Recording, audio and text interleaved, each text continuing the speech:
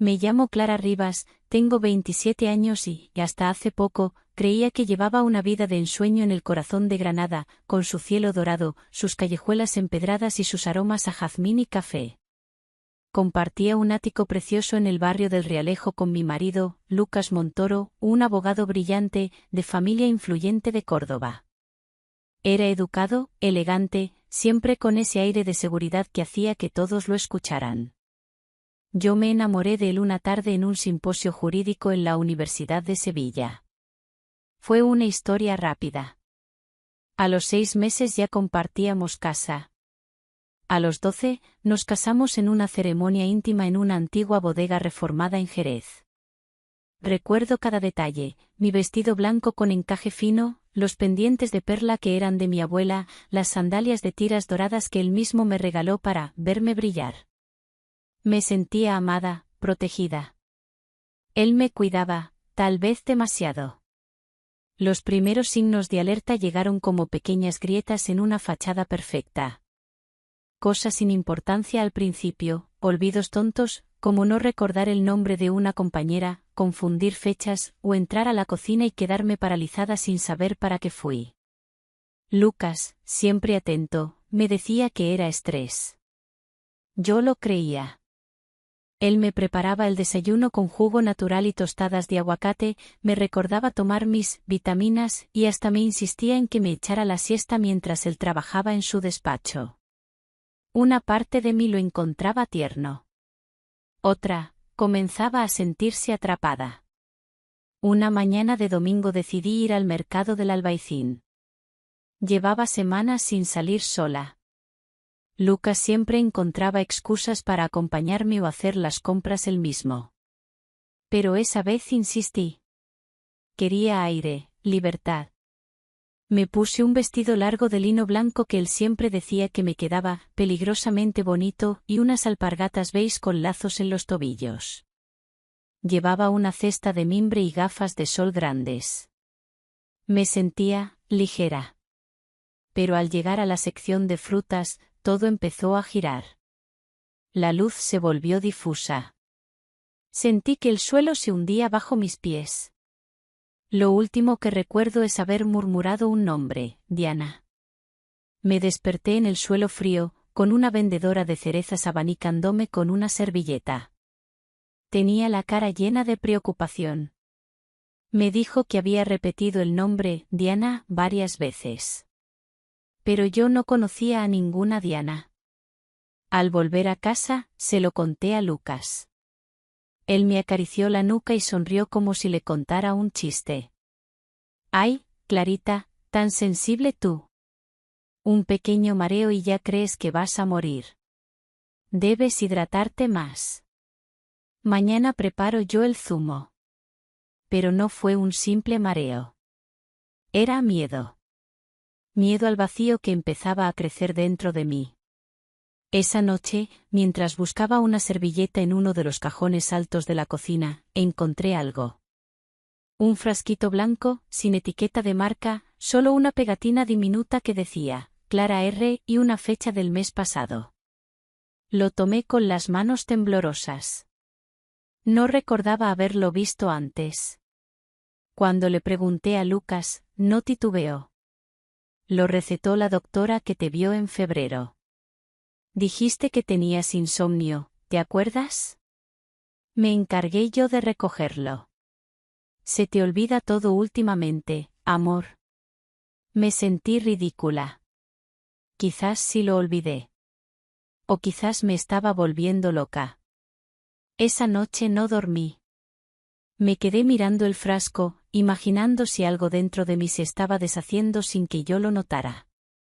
A la mañana siguiente llamé a mi amiga del alma, Inés, que vivía en Ronda. Siempre desconfiaba de Lucas, incluso cuando todas lo adoraban. Hay algo falso en su sonrisa, solía decirme. Le conté lo justo y decidimos que iría unos días a su casa. Necesitaba desconectar. Respirar. Saber si la locura era mía o de otro. Hice una maleta pequeña, solo lo básico. Escribí una nota para Lucas, estoy bien. Necesito pensar. y pedí un taxi hasta la estación. Pero el destino tenía otros planes. Apenas crucé las puertas del terminal, una voz familiar me detuvo. Clara. Me giré. Era Iván, el hermano menor de Lucas. Lo había visto pocas veces. Era reservado, callado, un poco hosco. Llevaba una chaqueta vaquera y gafas de sol. Me sonrió sin sonreír. Lucas me pidió que viniera. Está muy preocupado. Dice que saliste sin decir nada. Solo necesito estar sola, le respondí. Lo entiendo. Pero déjame llevarte a casa de mi madre. ¿En las montañas? Tranquila, sin presiones. Solo para descansar. Su tono era sereno, casi dulce. Y yo, estaba demasiado cansada para discutir. Acepté. Subimos a su coche. Un Peugeot negro con cristales ahumados.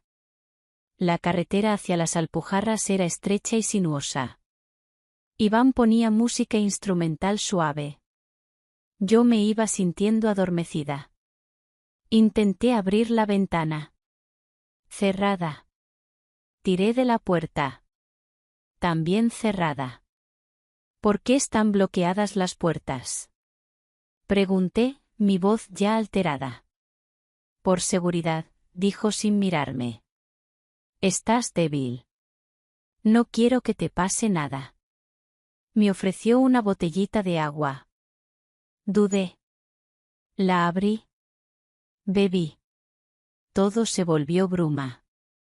Mi visión se hizo densa, como un velo de gasa mojada. Sentía mi cuerpo perder fuerza. Quise hablar. No pude. Cuando desperté, estaba acostada en el asiento trasero. Iván estaba agachado junto a mí, sosteniéndome la muñeca. Clara. Tranquila, ya pasó. No podía hablar.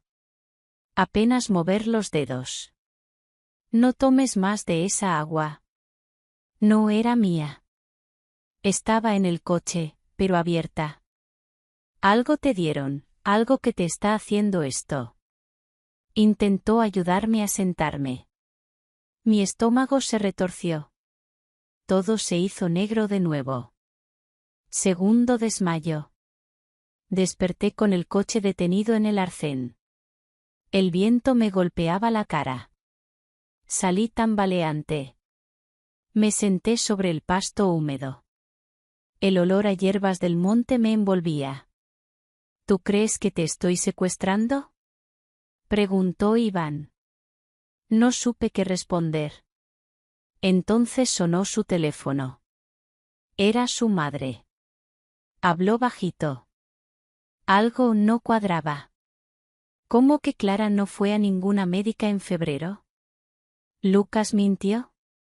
Me miró. Su rostro se endureció. Se le notaba tenso.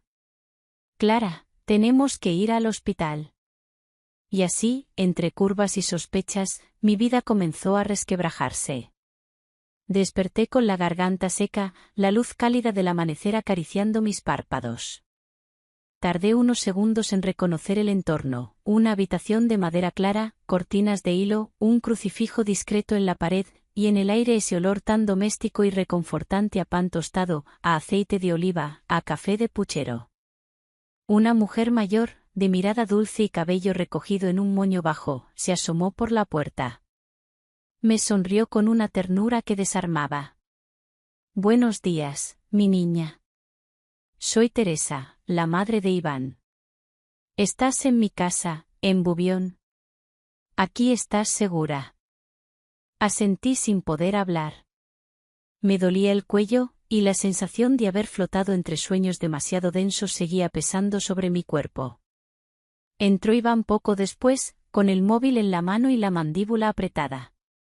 Sus ojos tenían ojeras, pero también algo más, una mezcla de preocupación genuina y culpa mal disimulada. Te llevaré al hospital. Quiero que te hagan pruebas. Necesitamos saber qué te están haciendo. Su forma de hablar no era suave, pero sí firme. Como alguien que quiere protegerte sin saber cómo hacerlo bien. Con esfuerzo, me vestí. La ropa que llevaba estaba arrugada y olía a ansiedad. Teresa me ofreció una blusa suya, de lino suave, color lavanda, y un chal gris que me cubría los hombros. Me sentí como si me disfrazara de otra mujer, una más tranquila, una que no vivía con miedo. Subimos al coche. El camino serpenteaba entre los castaños y los barrancos. Iván conducía con una mano en el volante y la otra descansando cerca de la palanca de cambios, con los dedos tensos. Yo observaba su perfil.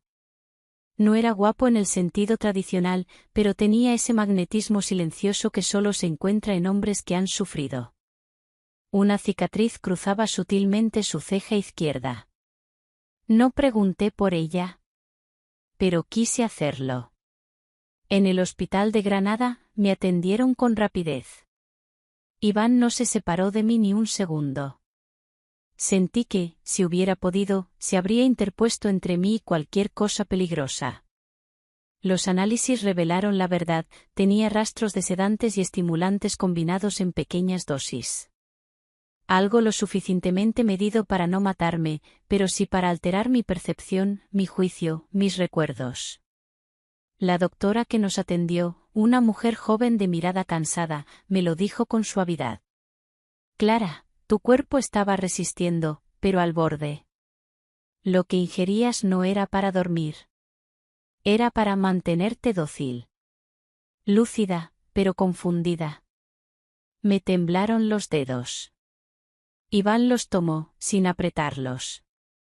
Su tacto fue seco, contenido. No era una caricia.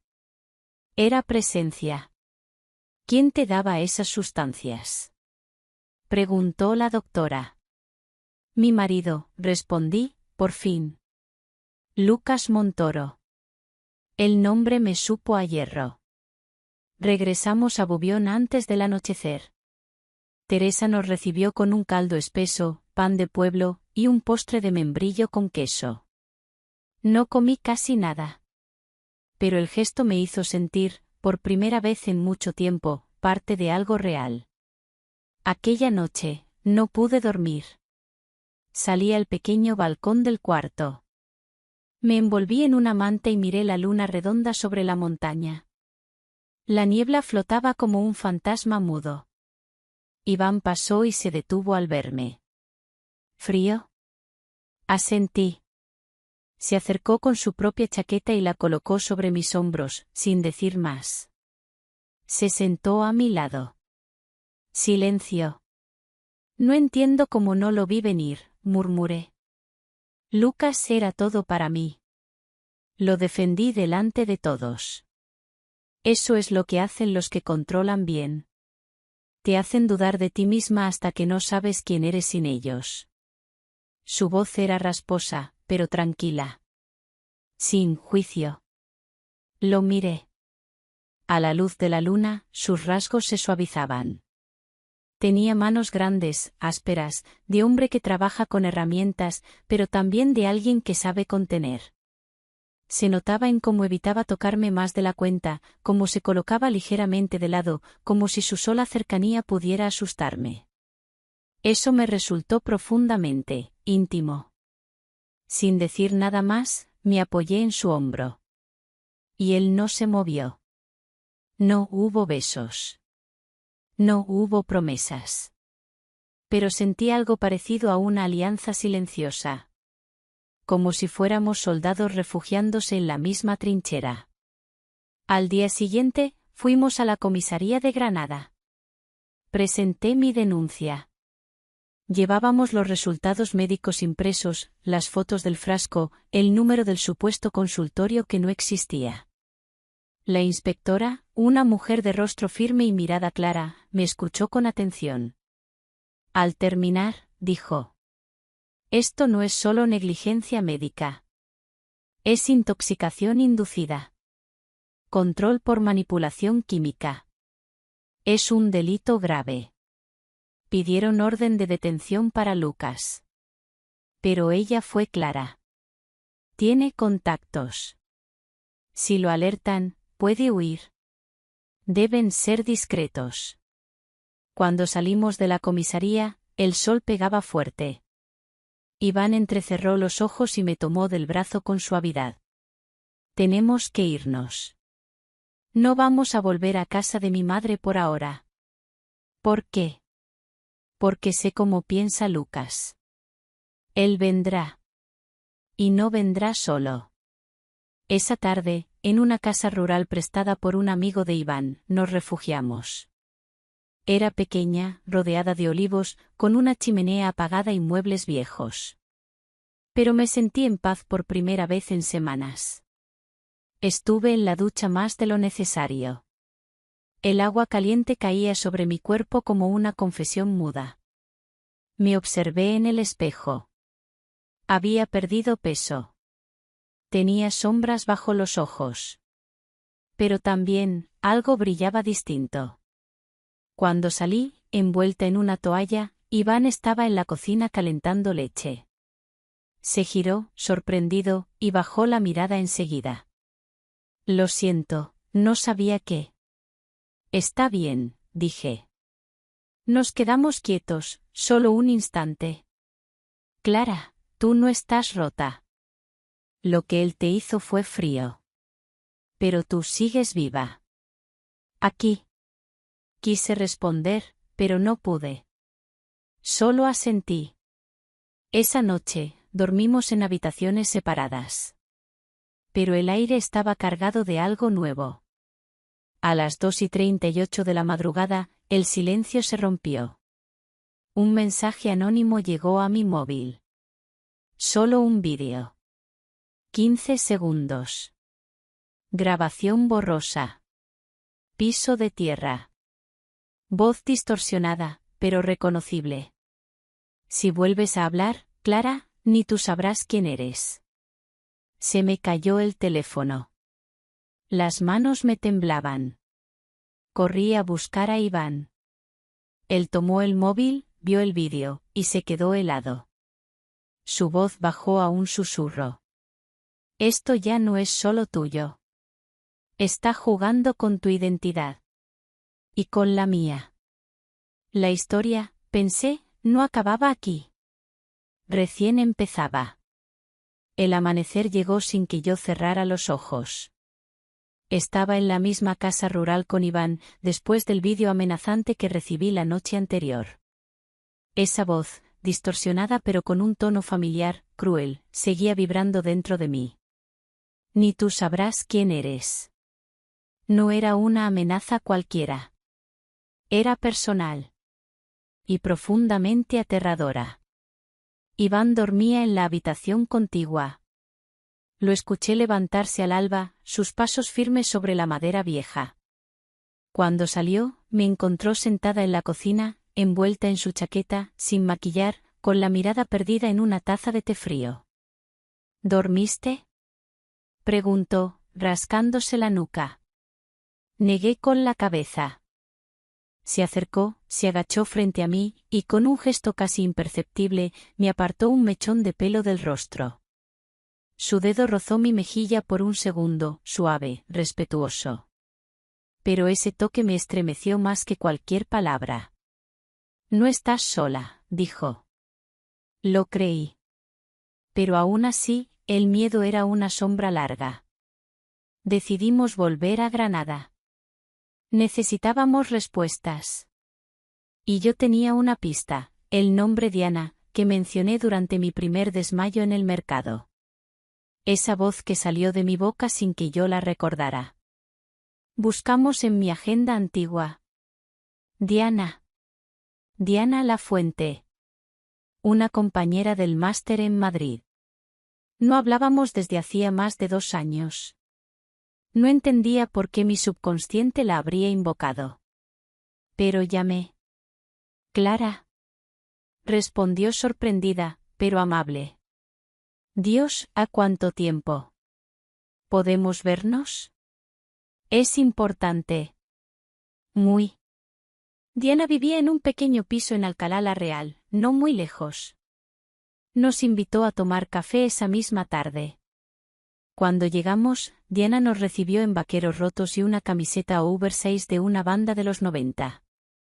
Tenía ese estilo entre alternativo y relajado que siempre le envidié. Me abrazó con fuerza, como si supiera que algo grave me rodeaba. Clara, ¿estás tan diferente? No respondí. Me llevó al salón, decorado con vinilos viejos, velas apagadas y cojines desordenados.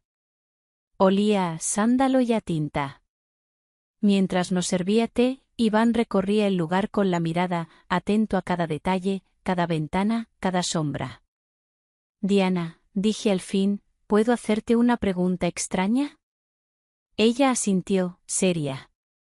¿Tuviste alguna relación con Lucas Montoro? El silencio fue como una bofetada. Su taza tembló al posar la porcelana sobre el platillo.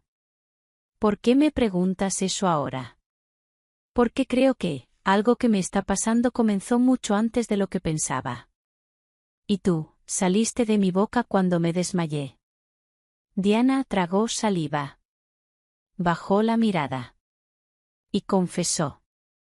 Sí. Hace años. Muy breve. Muy confuso.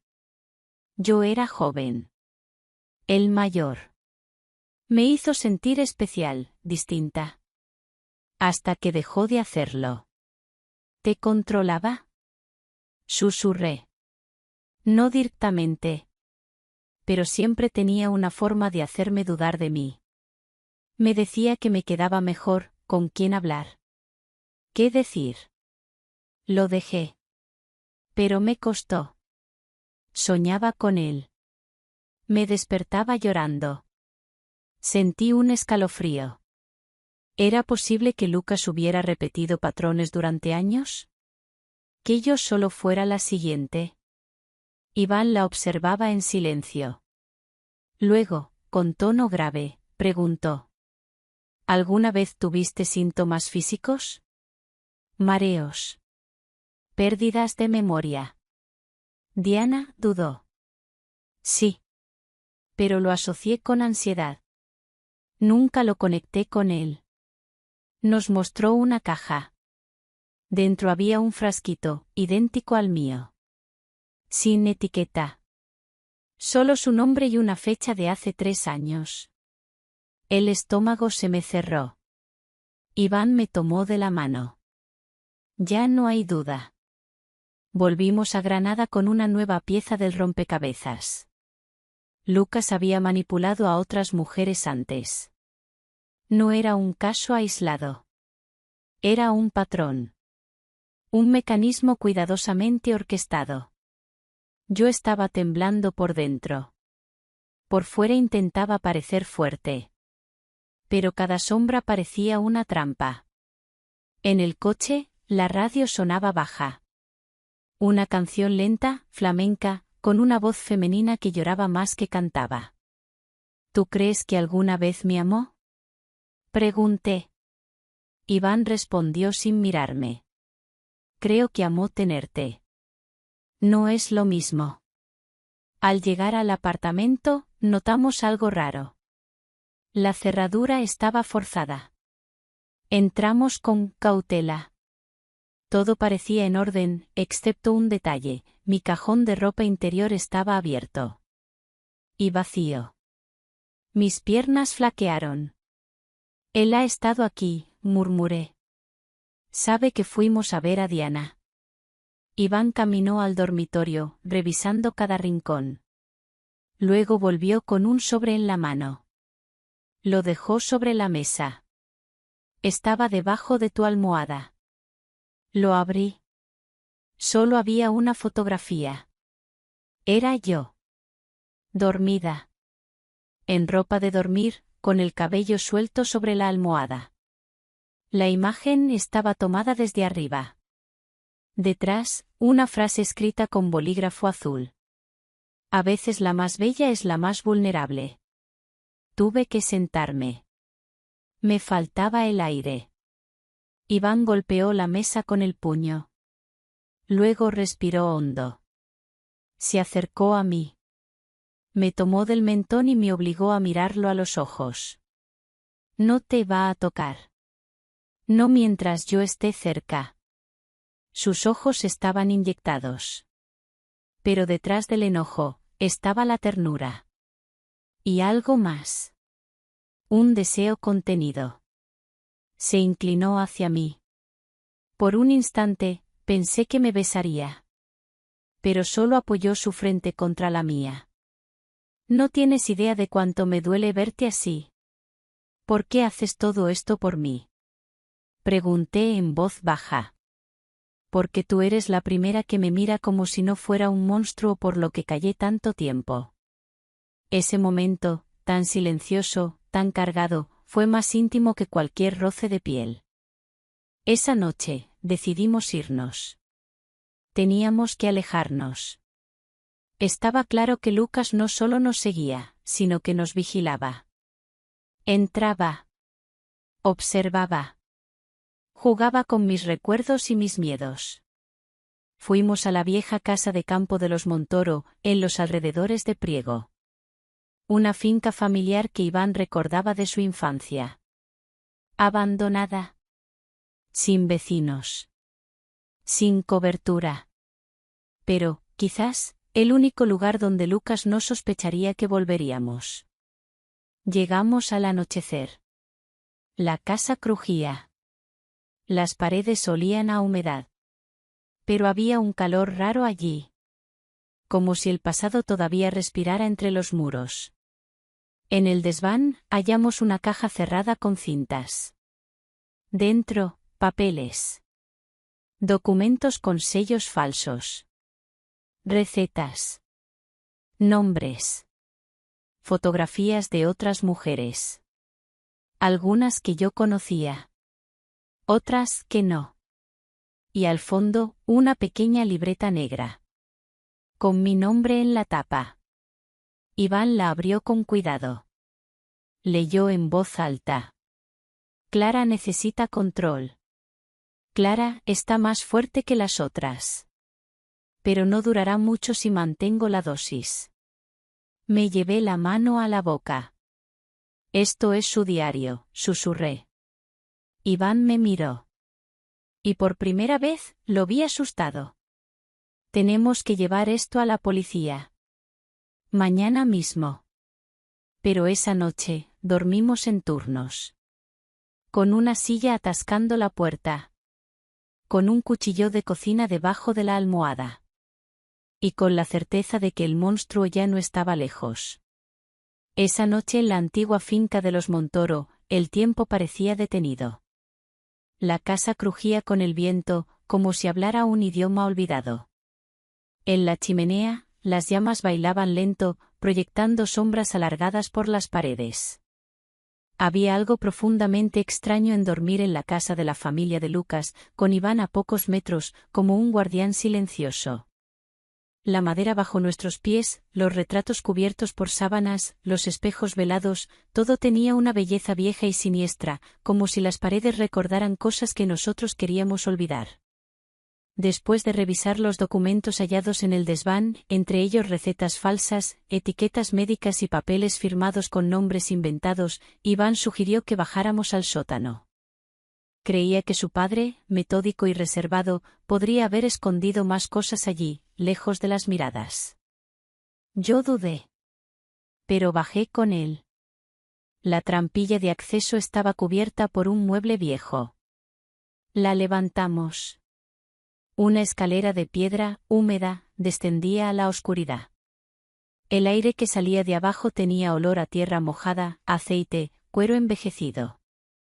Y algo más, una fragancia antigua, casi humana.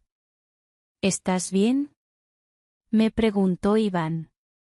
Sí, respondí, aunque me temblaban las manos. Descendimos con una linterna. Él iba delante. Su espalda ancha se recortaba contra la luz. Llevaba una camiseta ajustada que dejaba ver sus omóplatos moverse con cada paso. No era una imagen sensual en sí, pero había algo profundamente íntimo en verla. Su cuerpo no hablaba de vanidad. Hablaba de historia. Abajo, el sótano era un espacio bajo, con paredes de piedra sin revocar y estanterías de metal. Polvo, cajas de vino olvidadas, herramientas oxidadas y montones de carpetas. Nos pusimos a revisar en silencio. De pronto, Iván abrió una caja metálica con un candado roto. Dentro, papeles cuidadosamente envueltos en plástico.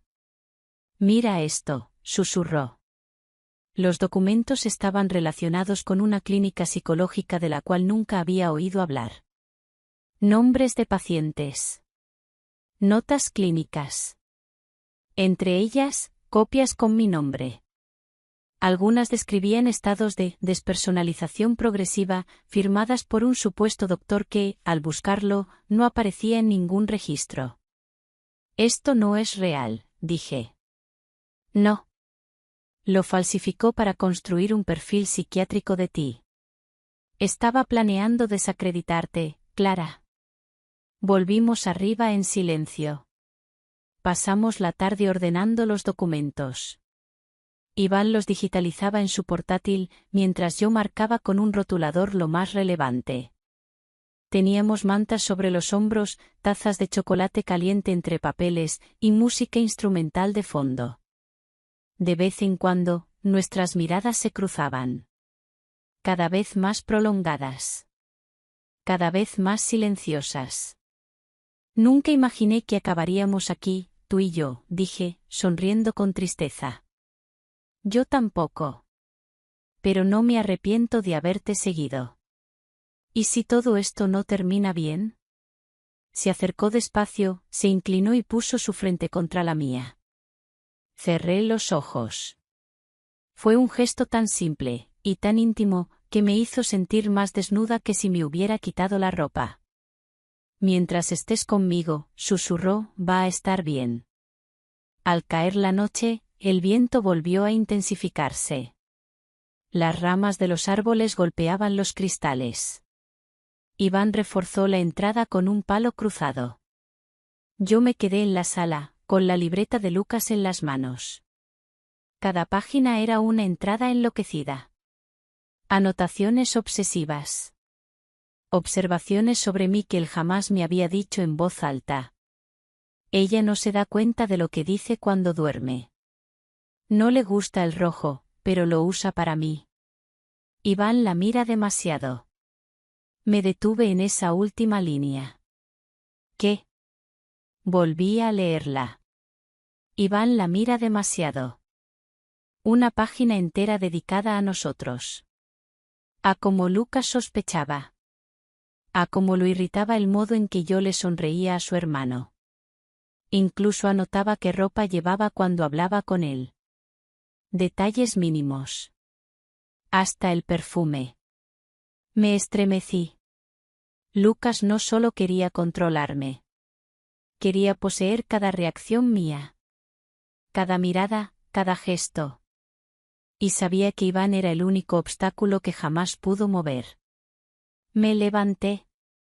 Fui hasta donde Iván preparaba una infusión. Él sabía. De ti. De lo que sientes. Lo que siento. No finjas. Él te observaba porque tú me mirabas. Se giró hacia mí. No lo negó. Te miraba. Sí. Desde el principio. Me acerqué. Lo miré a los ojos. Tan de cerca que podía sentir su aliento. Pero fue él quien se apartó. No ahora, dijo con voz grave. No por miedo. Sino porque tú no has elegido aún quién quieres ser sin él. Yo asentí. Entendí. Esa noche dormimos con la puerta cerrada, una silla atrancándola.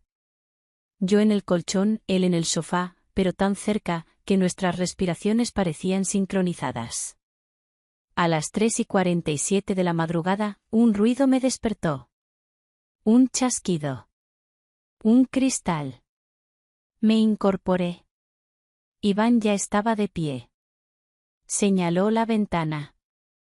Alguien había tirado una piedra con un papel atado. Lo abrimos con manos heladas.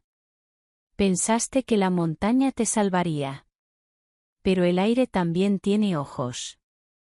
Un segundo papel estaba doblado en forma de avión y decía: Clara, ya sabes que no me gusta cuando compartes tus cosas.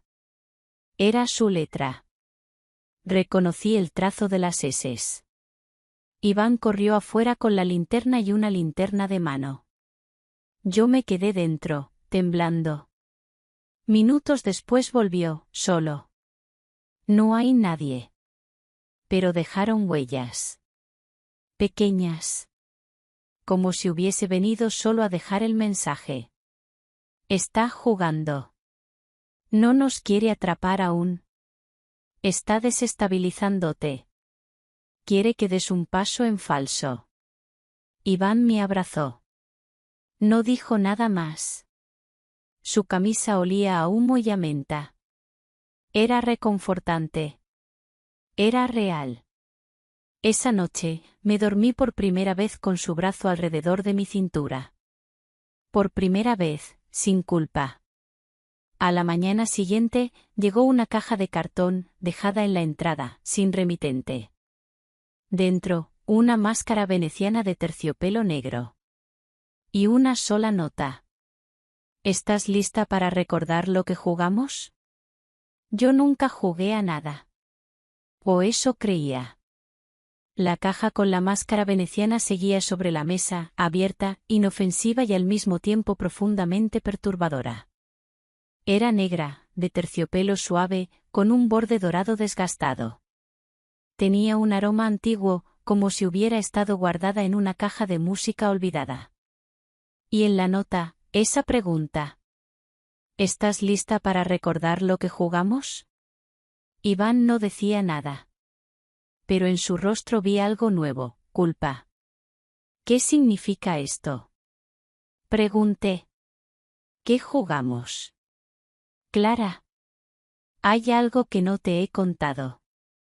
Mis músculos se tensaron. Hace años, cuando tú y Lucas empezaron a salir, yo estaba en la casa durante unos días. Justo al principio. Y una noche, tú, estabas en el salón, con esa misma máscara. Lucas decía que era un juego. Que a ti te gustaba. Que él tenía permiso. Yo no hice nada. Solo escuché desde la escalera. ¿Y me viste? Te escuché. Reías. Te movías con él. Parecía un ritual, no algo sexual. Más como una especie de control escénico. Yo no entendía. Y él dijo que estabas probando la obediencia. Un escalofrío recorrió mi espalda. No lo recordaba. En absoluto. Ni una imagen. Ni una sensación. ¿Crees que fui parte de eso? Iván me miró. Creo que él lo provocó todo. Incluso si tú consentiste algo, no fue con libertad. Él te programaba. Me senté, con la máscara en las manos. Su terciopelo era tibio. Me miré en el espejo del comedor con ella sobre el rostro. Y entonces, una imagen cruzó mi mente como un rayo, yo, en una habitación oscura, con guantes largos, caminando en círculos mientras Lucas me observaba desde un sillón. Mi cuerpo parecía moverse solo. Mis palabras no eran mías. Una voz suave que no reconocía salía de mi garganta. ¿Soy suficiente para ti ahora? Decía la voz. Me quité la máscara de golpe. Iván, necesito salir de aquí. Nos fuimos de la finca con los primeros rayos de sol. Llevábamos todo lo encontrado, los papeles, la libreta, la máscara, las notas, las grabaciones. En el coche, el silencio era pesado. ¿Y si yo también tengo parte de responsabilidad? Pregunté. No. No confundas manipulación con elección. Él te robó tu conciencia. ¿Y si me gustaba? Gustar no es igual a consentir cuando hay droga en tu sangre y mentira en tu vida. Las palabras de Iván eran duras, pero verdaderas. No me aliviaban, pero me sostenían. La comisaría de Granada nos recibió como una escena de novela negra, oficiales serios, carpetas gruesas, grabaciones copiadas, palabras como perversión psicológica, estrategia de dominación, perfiles múltiples. La inspectora que había llevado el caso nos escuchó con los labios fruncidos y la mirada de alguien que ya ha visto lo peor. Tenemos lo suficiente para una orden de búsqueda, dijo. Pero Montoro no ha dejado rastro. Lo único que parece buscar es que ella, me señaló, comience a dudar de lo que es real y lo que no. Está funcionando, reconocí. Volvimos a casa de Teresa. Nos recibió con lágrimas en los ojos y un plato de sopa caliente. Nos pidió que descansáramos. Pero yo no podía. Esa noche, mientras Iván dormía en la habitación de al lado, entré en su ordenador. No para espiar, sino para comprobar algo. Abrí la carpeta donde estaban los documentos escaneados. Había una subcarpeta oculta. Contraseña, Realejo 27. La abrí. Dentro había vídeos. Clips cortos. Cámara, estática. Grabaciones nocturnas de mi antiguo dormitorio. Yo, durmiendo. Moviéndome. Despertando desorientada. Y una en especial me hizo detener la respiración. Era yo, sentada en la cama, a oscuras, mirando hacia la cámara. Hablando, sola. Él no puede hacerme olvidar si yo me dejo llevar. Mis ojos estaban fijos. Vacíos. Como si no fuera yo. O fuera, otra parte de mí. Cerré el ordenador. Temblando. Salí al balcón. Necesitaba aire. Y entonces lo vi. Lucas. Parado al borde del olivar, entre sombras. No se movía. Solo me miraba. Y luego levantó un brazo. En su mano, un teléfono móvil. Grabando. Corrí a buscar a Iván. Cuando salimos juntos, Lucas ya no estaba. Pero en el suelo había un pequeño paquete. Dentro, una sola cosa. Una llave plateada, y un trozo de papel que decía, ven sola, Clara. Tú, ¿sabes dónde? Volvimos a la casa. Nadie durmió.